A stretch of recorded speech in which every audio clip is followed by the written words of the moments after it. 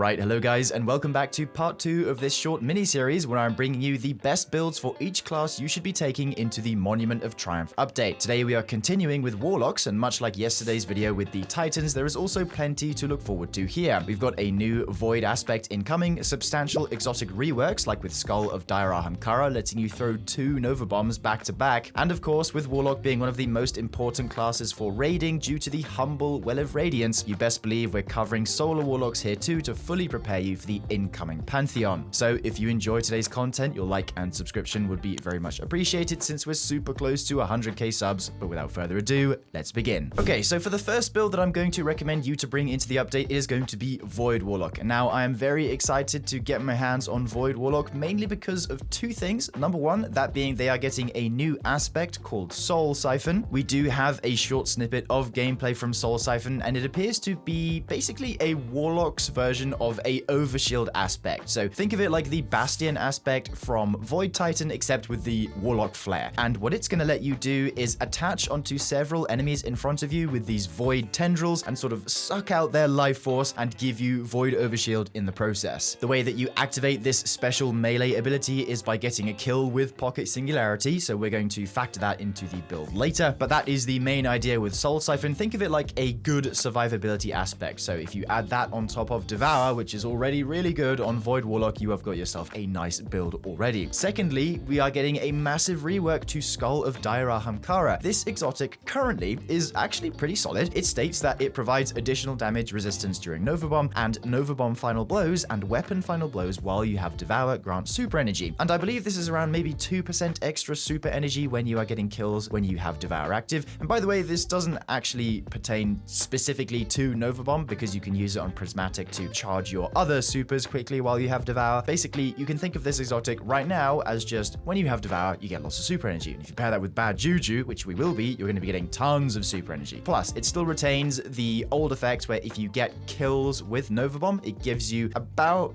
50% of your super back. So just as a quick demonstration, if you've forgotten what that looks like, I'm going to get around, I don't know, 10 or so kills. And as you can see, I have about 50% of my Nova Bomb back already, which is pretty nice. What is happening to Skull of Dire Ahamkara in this update, which you've probably already heard of, is that it is getting a huge rework where it is now going to let you throw a second Nova Bomb, and it will increase the damage of the first one if you would like to do that, but it's basically just letting you throw 2 Nova Bombs at once. And the second one is supposedly going to mimic the behavior of Nova Bomb Lance from Destiny 1, which, if some of you remember, is the Nova Bomb that traveled fast in a straight line, sniping people with Crucible and stuff. That's what I remember at least. So the Lance, if you throw it at a Cataclysm Nova, which is the one we were just using, it will detonate it and cause an even larger explosion. It will create a vortex or something like that. But this exotic is going to be very powerful. We are going to be testing it for super damage come the update, just to see how it compares to something like a Curious Thunder Crash or whatnot. So this exotic, it already has really good neutral game, and now it is getting an insane additional super component in this update. So if you pair the new Soul Siphon aspect to give you really good survivability on top of your Devour, plus the rework to Skull of Dire Ahamkara, you've got yourself a very powerful Warlock class. So let's get into how we are building said class. Of course, we are going to want to use the Cataclysm Nova Bomb because this is the one that works with the rework to Skull of Dire Ahamkara. And also, fun fact, it is getting a change where if you previously have been in a raid or a dungeon and you have a teammate who throws a Cataclysm Nova Bomb, you probably remember that your shots were getting blocked because the Nova Bomb was a physical object. Well, no more, because they are fixing that. You are now going to be able to shoot your guns through a Cataclysm Nova Bomb, which I think is pretty cool. Just thought I would mention that. But anyway, moving on, I'm going for Healing Rift here. Got the Pocket Singularity, which by the way has 2 charges by default. And actually, this melee is pretty underrated. I know it used to be really bad in the past, but right now it's actually pretty solid. Then I've gone for the Vortex Grenade. I just prefer it the most consistent for Void Warlock, in my opinion. The first aspect, we have Feed the Void, and obviously because currently we don't have access to Soul Siphon, the second one is going to be Chaos Accelerant, just to charge your grenade. It's going to give you 2 grenade charges as well. However, when the update comes out, I would 100% recommend swapping this out for Soul Siphon. Despite Child of the Old Gods getting some buffs as well, it's getting its fragment slots increased from 2 to 3, and it's also, I think, applying Void Suppression now. Don't think you're going to want to run that along Soul Siphon. Devour is just too good to pass up. That's why we take Feed the Void. Defeat a target with a Void ability to activate Devour. You guys already know. This is going to work with Soul Siphon as well, and yeah, just devour. You're going to want it. Fragments wise, currently I have Echo of Vigilance. This is a very strong fragment for void neutral game. However, I could see myself swapping this out because of the consistent overshield that you are going to be getting from Soul Siphon. This one is going to make it so defeating a target while your shields are depleted grants you a temporary void overshield. Very good for sticky situations. If you're about to die, just get a kill, get a full overshield. Then I'm going with Echo of Undermining to make it so my void grenades weaken targets. Echo of Persistence to make my void buffs last longer, including Devour and Overshield. And then Echo of Provision to make it so damaging targets with grenades grants melee energy. This is a future-proof fragment because this is going to make it so we get our Pocket Singularity back faster to activate Soul Siphon more often once the update is actually out. I will say if you wanted to swap out Echo of Vigilance once we have access to Soul Siphon, you could probably do something like Echo of Remnants to make your grenade last longer, therefore it ticks more for Echo of Provision, or you could go with Echo of Reprisal instead for super energy, or Echo of Leeching, so that whenever you get kills with your Soul Siphon, which counts as a melee, it starts health regeneration, just in case you are taking a lot of damage and somehow Devour isn't enough. It's kind of up to you, basically. So weapons wise, of course, like I mentioned earlier, you are going to want to use Bad Juju because this is going to supercharge the rate at which you farm your super. It's going to be very quick. It only takes maybe 10 to 15 kills, assuming you get enough kills with Skull of Dire Ahamkara to get 50% of your Nova Bomb back. It's going to be very easy to get the next one if you start with Bad Juju, which by the way, exotic primaries are getting a slight buff in the update. They are going from a 30 to a 40% damage bonus versus red bar enemies, which is quite nice. So you're going to be dealing a little bit more damage with Bad Juju here. And just to demonstrate the amount of super we get once we have everything rolling with Bad Juju and Devour, I'm just going to activate Devour here real quick and then just take a look at my super energy. As I get more stacks of String of Curses, this is going to go up rather significantly. And by the way,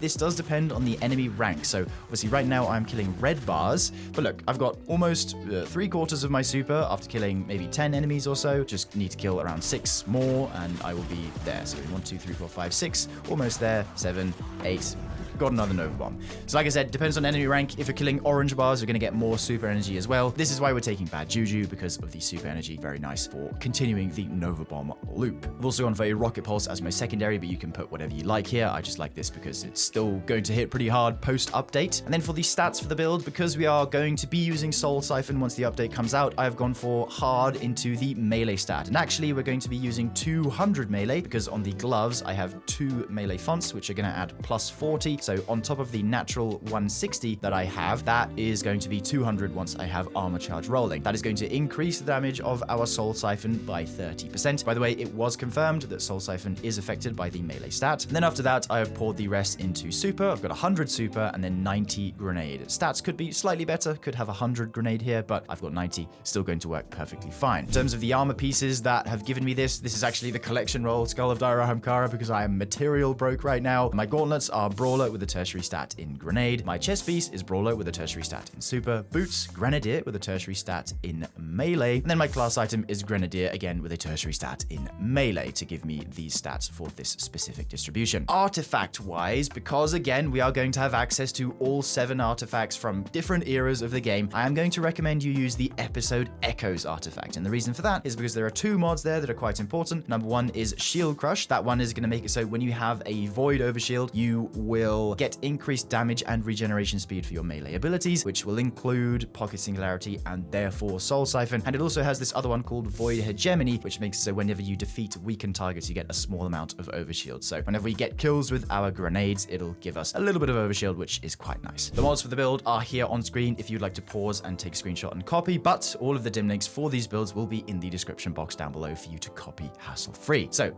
let's move on to the next build. Next up, we are moving on to the Strand Warlock, and not because of any particular broken changes or anything coming to the Strand Warlock, but I just wanted to reinforce that Strand Warlock right now is one of the better Warlock classes, if you kind of forget about Prismatic, of course, which is still going to be very good. But pure Strand is very fun. It has a lot going for it, especially with exotic weapon choices like with Service of Luzaku. Got Daimos Suffusion on here as well. Plus, there are some changes happening to Strand in the update, which is mainly comprised of the addition of a brand new grenade, that being the Slice Wire grenade, which actually does look pretty cool from the gameplay that we have seen of the grenade. And it is going to work with the Warlock Mindspun Invocation aspect. We have no idea what it's going to do, but it will be enhanced in some way with this aspect. So we're we're going to talk about Strand Warlock a little bit here. So in the gameplay you're seeing, the build I am using is comprised of Service of Luzaku and the Daimos Fusion helmet. This is actually a somewhat remake of a build that we made at the beginning of Renegades, and it is slightly tweaked in favor of using Weave Walk rather than Mindspun Invocation, which we used last time with Suspend Grenades, because Weave Walk, guys, is just way too good. Press a button, you are out of combat, and when you come back into combat out of the weave, you're going to have upwards of 10 seconds of woven mail, and if you build correctly into your melee regeneration, you're going to be able to spam this move over and over again. Very good for any high ad dense activity like in the Lawless Frontier, like you are seeing here. So let's dive a little deeper into what makes the build so consistent. First of all, we are of course using the Daimos Fusion exotic helmet. This one is going to make it so while a Strand super is equipped, casting Rift will suspend nearby combatants, and your suspend deals damage over time, which heals you in the process. So this is going to give us a little bit of extra healing for Strand Warlock, which doesn't have any healing verbs naturally, which is quite nice. It's not a huge amount of healing, but it is noticeable, and the suspend radius from the Rift is also quite noticeable as well, so it's quite good for that crowd control aspect. We are pairing it with the Service of Luzaku machine gun as well, which, by the way, this thing is awesome. I love this weapon. It's probably one of my favorite exotic weapons currently, or especially when paired with this build, and it is getting a interaction with a reworked version of the Threadling grenade with Mindspun Invocation, which again they did speak about in the dev insight. So there are, quite a lot of changes happening to Strand Warlock here. We weren't using Mindspun Invocation and the Threadling grenade in the gameplay you were seeing, but that is an option you could go with. It's just a very good weapon to pair with Strand Warlock in general, so that's why I went with it here today. It's just going to let you create those Threadling nests and just make a bunch of Threadlings all over the battlefield, which is really good. Taking a look at the subclass, I'm going with the Grapple Grenade here, and the two aspects are going to be Weaver's Call and Weave Walk. Now, Weaver's Call, basically non-negotiable for any Strand Warlock build. This aspect used to be pretty mid, but is now very good because simply dealing weapon damage will unleash a Threadling just every so often, and also casting your Rift will release a bunch more, and the Threadlings themselves, I don't know why it doesn't say it on the description here in the game itself, but they give you a small amount of class ability energy when you damage enemies with them. So that is going to feed very nicely into our Rift, which links to our Daimos Fusion, that we can spam those even more rapidly than we could before. And then we also have Weave Walk here, 3 fragment slots, very nice, but as you all know, this is a get out of jail free card. I can just pop this and go into the weave and sort of escape enemy danger if I'm being pushed, or if there's just a bunch of, if I'm taking a bunch of damage, I can quickly escape. Once I'm done, I can also escape by placing a Rift. I've got 20 seconds of woven mail, which is pretty awesome. Bunch of Threadlings, plenty of woven mail, 45% DR just for pressing a button and escaping.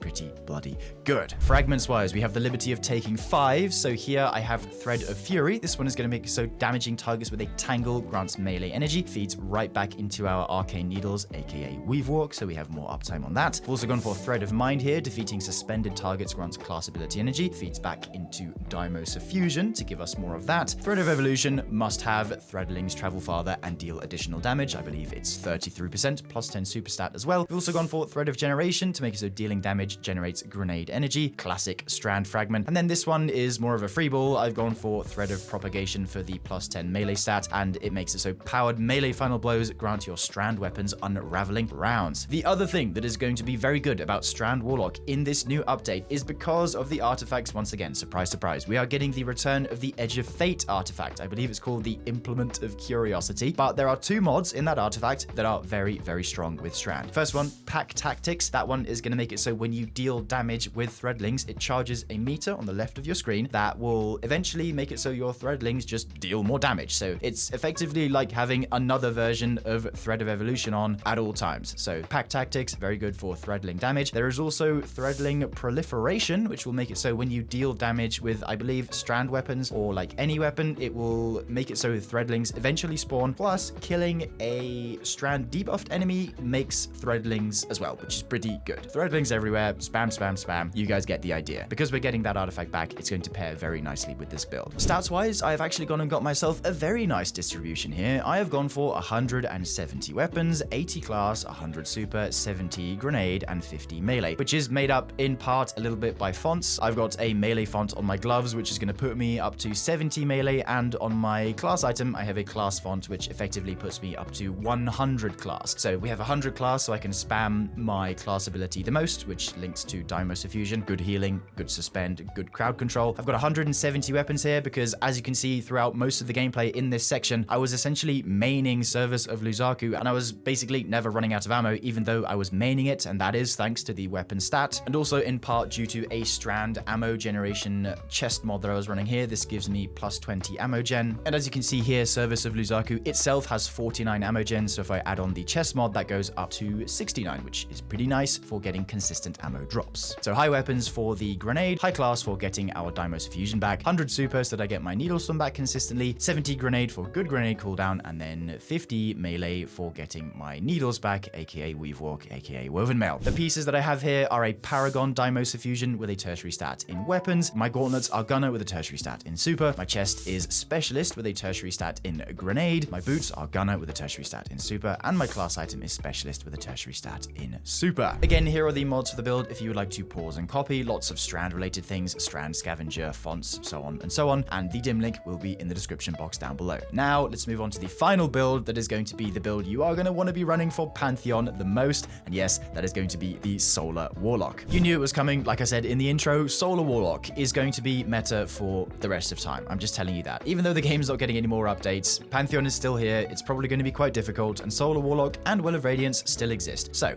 how do you best prepare your Solar Warlock for the rest of the game's future? Well, the answer is Boots of the Assembler. It used to be Speaker's Sight. Speaker's Sight used to be very good, but then it got nerfed, and then they buffed the hell out of Boots of the Assembler, and this exotic is now very, very strong. It reads, standing in a rift creates noble seekers that seek out allies and heal them. Standing in an empowering rift creates noble seekers that grant both you and your allies a damage bonus. That's 35% by the way, which is pretty good. When a noble seeker finds an ally, you gain class ability energy and plus 100 class stats if you're on empowering rift, fun fact, and it increases the airborne effectiveness stat of the hand cannon Lumina. So this is very good because it pairs very nicely with the Ember of Benevolence fragment, where whenever you apply solar buffs to your allies, you gain a bonus to the regen speed of your abilities, plus you get chunk gains to your rift back whenever you heal people with your seekers from Boots of the Assembler. In the gameplay you're seeing, I am spamming my rifts so quickly. Just take a look at how quickly my rift is actually recharging, and I'm able to keep my team topped up with healing consistently. I don't think I ever let any of my teammates die, matter of fact, so I was doing my job very well as a Solar Warlock in the strike I was playing. So Boots of the Assembler, a must-have for both damage and neutral game. Even though we are not in a not swap world anymore, you would still use Boots of the Assembler for both neutral and damage because of the damage bonus. Works with Well of Radiance. By the way, whenever you're standing in a Well of Radiance, counts as a big rift, so it will spawn those 35% damage seekers too. So overall, just excellent to pair with your Solar Warlocks. Of course, going into the subclass, we are using Well of Radiance. This is your healing and your damage during a damage phase in a boss fight. Healing Rift, I've got in the neutral setup. I have a damage loadout on here too, and this damage loadout swaps to Empowering Rift for when my Well of Radiance runs out. And actually, there was a pretty major change in the upcoming patch where they are reducing the amount of super energy you get from damaging bosses by 60%, which is really, really crazy, especially for Warlocks who are looking to chain their Well of Radiances. You would now have to think about taking multiple characters on Well of Radiance rather than just having one Warlock and relying on him getting his well back during a damage phase.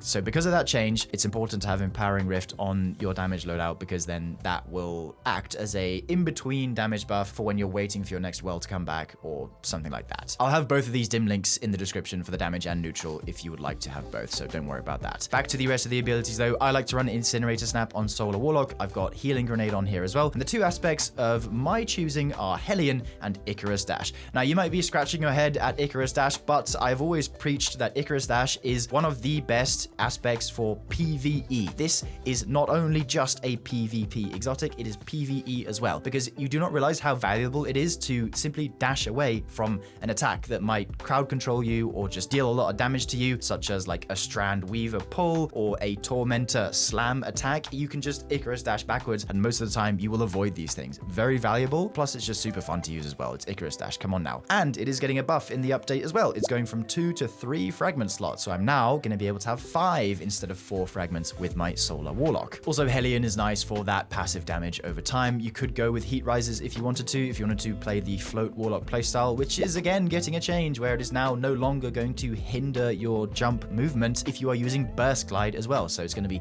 weird to see what that looks like, but just thought I'd mention it. Touch of Flame, not personally something I would use with a healing support Warlock build. Just go Hellion or Heat Rises. Me personally prefer Hellion. Fragments, I have Ember of Singeing to make it so your class ability recharges faster when you scorch targets. This ties with Hellion, where whenever I'm sitting in a rift healing my teammates, my Hellion is going to be able to apply Scorch from range and give me my regen via Ember of Singeing. Got Ember of Benevolence, must have for Solar Warlocks to make it so your abilities recharge faster when you heal your teammates. Ember of Ashes to apply more Scorch. This will make Hellion cause an ignition in 2 blobs, I believe. So yeah, just to test here, I want to see there's 1 blob, 2 blobs, and no, so it's 3 blobs. 3 blobs for ignition with Hellion, with Ember of Ashes. Just want to verify that there. And then also, finally, we have Ember of Torches to make it so powered melee attacks against combatants make you and nearby allies radiant. Great for raid encounters, so on and so on, giving yourself a damage buff, etc, etc. As for a 5th fragment that you could run once the update is actually out because of the added slots to Icarus Dash, you could go for Ember of Mercy if you'd like, or Ember of Solace to improve the duration of restoration effects. Just pick whatever you like. Most of the good ones are already on here. Perhaps you could go Searing as well to make it so defeating scorched targets grants melee energy and a fire sprite to give some more ability spam. Probably what I would go for, actually, Ember of Searing. Now, artifact-wise, what you are going to want to use is the Season of the Wish artifact, because this has quite a few good solar mods in it. The 2 main ones are Rays of Precision. This one is going to make it so when you are radiant, precision final blows will cause an ignition, which is pretty good for ad clear. And then also we have Revitalizing Blast, which will make it so whenever you deal solar ability damage, it will weaken the target, which is the Void Weaken, the 15%. So,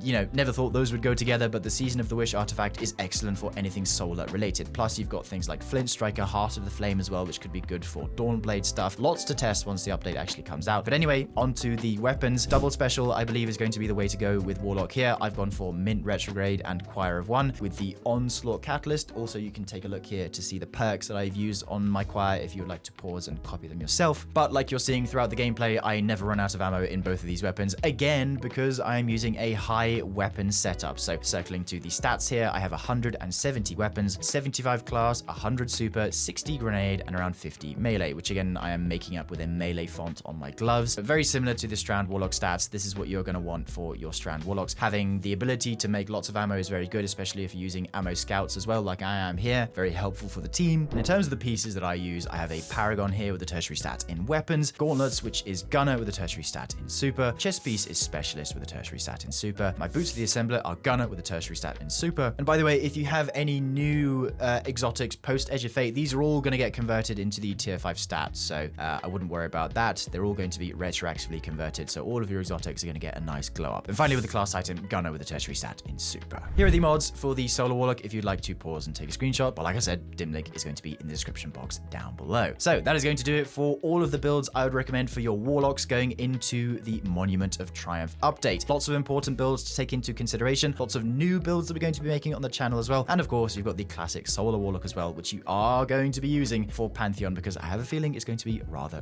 difficult. So if you enjoyed today's video, guys, be sure to leave a like and subscribe. Dim links in the description box down below, and yeah, that's going to do it. So thank you very much for watching, and I will see you in the next one. Bye for now, dear viewer.